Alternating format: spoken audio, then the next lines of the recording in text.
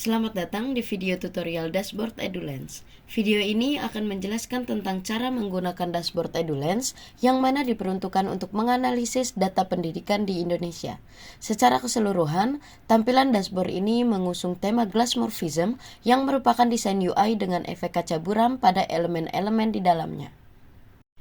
Yang pertama kali akan dilihat pengguna merupakan tampilan awal atau home dari Dashboard EduLens. Di dalam tampilan awal ini terdapat beberapa informasi dasar mengenai apa yang terdapat di dalam dashboard. Masuk ke dalam indikator kunci yang digunakan dalam Dashboard EduLens. Dashboard ini menggunakan 3 indikator kunci dalam analisisnya, yaitu RLS atau rata-rata lama sekolah, HLS atau harapan lama sekolah, dan APM atau angka partisipasi murni. RLS digunakan untuk mengukur jumlah tahun yang dihabiskan oleh penduduk usia 25 tahun ke atas dalam menempuh pendidikan formal.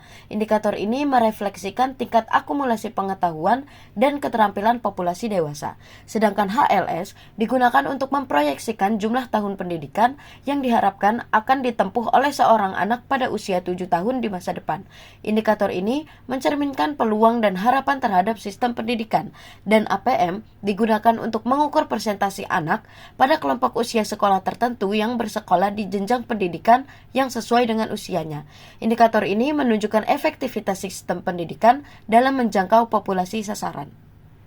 Selanjutnya, terdapat beberapa fitur-fitur yang terdapat pada Dashboard EduLens, seperti terdapat data nasional dan provinsi yang dikumpulkan dari data BPS dari tahun 2019 sampai tahun 2024. Juga terdapat tren indikator sebagai visualisasi tren dan perkembangan berbagai indikator pendidikan dari tahun ke tahun secara nasional.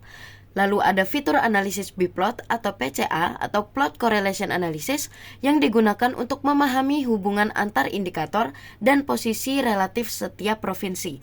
Terdapat pula heatmap similaritas antar wilayah berdasarkan indikator, ada peta bivariat untuk menemukan pola spasial, serta fitur preview dan kelola data yang memungkinkan pengguna untuk mengunduh data sebagai CSV. Lalu terdapat video tutorial yang dapat diakses dari halaman awal, serta source code yang dapat diakses oleh pengguna di GitHub. Di bagian paling bawah halaman utama, terdapat informasi singkat tentang anggota yang berkontribusi dalam membangun dashboard EduLens ini. Untuk memulai eksplorasi data, pengguna dapat mengklik tombol mulai eksplorasi data yang akan mengantarkan pengguna ke halaman utama. Pada halaman utama ini, terdapat sidebar yang memudahkan pengguna untuk mengakses fitur-fitur yang terdapat pada Dashboard EduLens. Yang pertama adalah panduan pengguna. Pengguna dapat melihat panduan lengkap dalam menggunakan Dashboard EduLens ini. Selanjutnya, ada fitur unggah data, di mana pengguna dapat melakukan eksplorasi data pada data berekstensi Excel atau CSV yang dimiliki. Tetapi, format file, nama kolom, serta data indikator harus sesuai dengan format yang disediakan oleh dashboard. Setelah mengunggah data, pengguna dapat melihat tinjauan ulang pada fitur preview data. Apabila pengguna tidak mengunggah data, maka secara otomatis dashboard akan mengolah data RLS, HLS, dan APM yang tersedia di BPS berdasarkan seluruh provinsi di Indonesia dari tahun 2019 hingga 2024. Lalu, pengguna dapat memilih tahun, indikator X dan Y, serta provinsi dari data yang telah diunggah sebelumnya. Apabila pengguna tidak mengunggah data, maka secara default sistem akan menganalisis data indikator pendidikan yang didapatkan dari BPS untuk seluruh provinsi. Terdapat tombol unduh laporan analisis lengkap untuk memungkinkan pengguna mengunduh hasil laporan analisis secara lengkap dalam format PDF. Kemudian, terdapat ringkasan serta interpretasi data nasional pada tahun terpilih, seperti rata-rata RLS nasional, rata-rata HLS nasional, rata-rata APM nasional, serta provinsi yang memiliki ketiga indikator terbaik yang mengindikasikan keunggulan komparatif dalam pencapaian output dan akses pendidikan di provinsi tersebut. Apabila pengguna memilih provinsi tertentu, maka pengguna juga dapat melihat ringkasan serta interpretasi data provinsi dan tahun terpilih yang dilengkapi dengan informasi peringkat provinsi tersebut secara nasional berdasarkan agregasi 3 indikator. Lalu, dihasilkan pula ringkasan statistik agregat provinsi untuk indikator yang dipilih pengguna untuk dianalisis, berupa nilai minimum, nilai maksimum, dan standar deviasi. Pengguna juga dapat memanfaatkan fitur Trend Indikator untuk melihat tren rata-rata nasional ketiga indikator dari tahun ke tahun. Tren ini dapat membantu pengguna dalam pengambilan kesimpulan terkait perubahan signifikan pada indikator yang dianalisis. Terdapat juga fitur distribusi indikator seluruh provinsi di Indonesia berdasarkan tahun terpilih.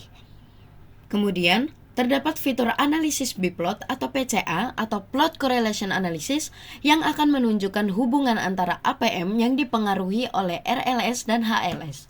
Panah RLS dan HLS yang searah dengan APM menunjukkan keduanya berkontribusi positif terhadap peningkatan APM.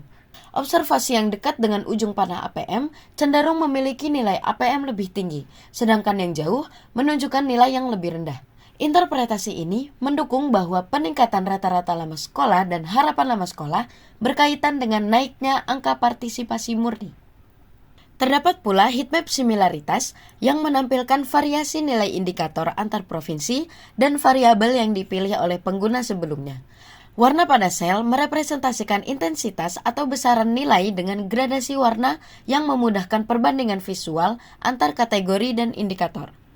Contohnya seperti di layar, semakin gelap maka semakin lemah pula kesamaan pasangan indikator terpilih. Maka, bagian diagonal akan selalu bernilai 1 karena merupakan pasangan indikator dengan dirinya sendiri. Fitur terakhir yang dapat digunakan oleh pengguna merupakan peta analisis bivariat atau peta Choropleth. Peta ini menggambarkan distribusi nilai indikator terpilih pada tingkat provinsi di Indonesia pada tahun tertentu. Contohnya, seperti pada Provinsi Kalimantan Selatan. Warna terang yang terdapat pada Provinsi Kalimantan Selatan mengindikasikan nilai APM yang tinggi namun memiliki nilai RLS yang rendah. Juga pada Provinsi Sulawesi Tengah dengan warna netral, di mana RLS dan APM provinsi ini berada pada tengah-tengah data agregat. Juga pada Provinsi Sulawesi Utara yang memiliki warna cenderung gelap, yang artinya memiliki RLS sedang namun ber-APM rendah. Selain itu, pengguna juga dapat mengunduh hasil dari fitur-fitur yang disediakan dengan mengklik tombol unduh di samping judul fitur. Hasil unduhan berbentuk format gambar seperti PNG atau JPEG. Sekian tutorial cara menggunakan dashboard EduLens untuk menganalisis data pendidikan di Indonesia. Terima kasih.